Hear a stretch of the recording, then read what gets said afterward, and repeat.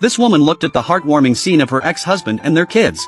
Even though her heart was in turmoil, she quietly walked away. Being a single dad raising 3 kids isn't easy, but the kids were all caught up in their own lives, and didn't seem to care much about their dad, so Sula decided to take a few days off to spend time with him. Najat had the same idea. They sent Kara to summer camp for a few days. Neighbors from all around came to visit Sula's dad, and hung around eating and drinking like freeloaders. Anna got annoyed and kicked everyone out. While chatting, Anna mentioned her nephew Toja was back. Sula's sister teased that Sula had a crush on him when they were kids. Seems like aunties everywhere love playing matchmaker no matter the country. Anna asked if Sula was seeing anyone. The once scrawny boy had grown into a good-looking young man. Now he was a Navy lieutenant. They made plans to have dinner together that night, with her dad pushing for it. Sula couldn't really say no. Meanwhile, with Sula gone from the house, Najat suddenly noticed how quiet everything felt. He opened the fridge and found memories of Sula in everything inside. He missed her stubborn arguments, and her endless chatter, and that cute little pout when he ignored her, sitting on the patio with a book.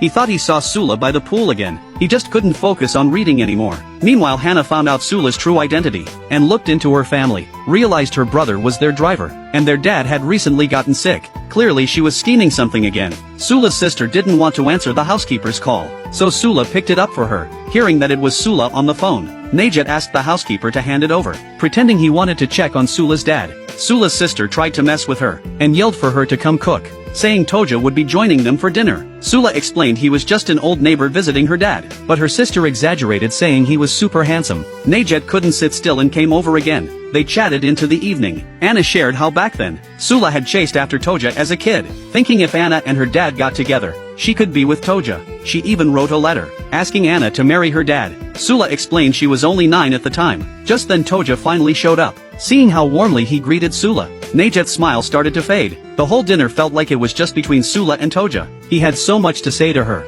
Back when he joined the Navy, Sula had given him a book of Shakespeare's poems, but she tore out a page. Toja tried to recall the poem, but could only remember the first line. Shall I compare thee to a summer's day? Najat said he liked that one too. Toja said Sula had a beautiful voice when she sang. Najat said he had heard her sing too. Toja seemed a bit jealous, and said Sula had her own dreams. He never imagined she'd end up being a nanny. Najat said Sula was more than just a nanny to him, she was family. The two exchanged sharp words. The atmosphere was getting tense. Anna said it was late and they should go. Toja insisted on helping clean up. In the yard, Najat's eyes never left the kitchen. He overheard Anna say Toja came back this time, planning to bring a wife back to the base. Najat finally couldn't take it anymore. Right then Toja saw Sula struggling to reach a cup, so he helped her out. When Najat walked in and saw that, he felt a little down. Najat said goodbye to Sula, and she walked him out. She noticed he looked down, and asked what was wrong, but Najat just wouldn't admit it.